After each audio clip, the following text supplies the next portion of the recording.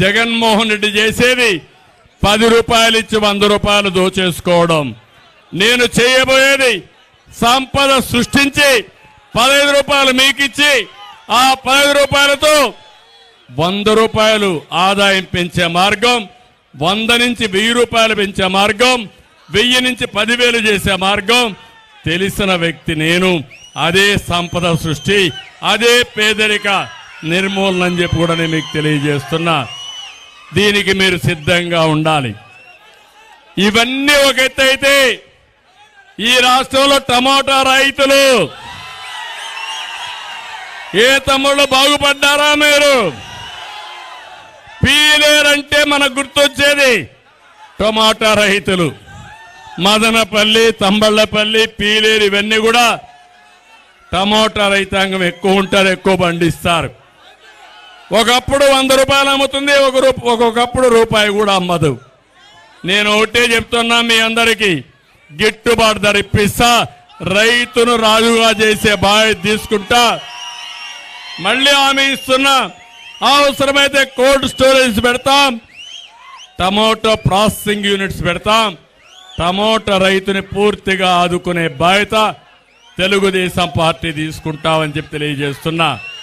ప్రతి ఒక్క రైతుకి 20,000 రూపాయలు అన్నదాత కింద ఇచ్చి రైతును ఆదుకునే బాధ్యత నాది. మళ్ళా డ్రిప్ ఇరిగేషన్ ఇస్తాం, మళ్ళీ దీనికి ప్రాధాన్యత పెడతాం.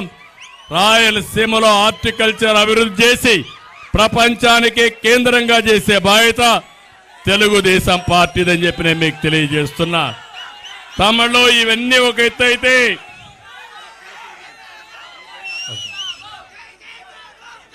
ఈరోజు ఇక్కడికి వచ్చినప్పుడు ఒక విషయం మీరందరూ గుర్తుపెట్టుకోవాలి. తమ్ముళ్ళు 1 మినిట్.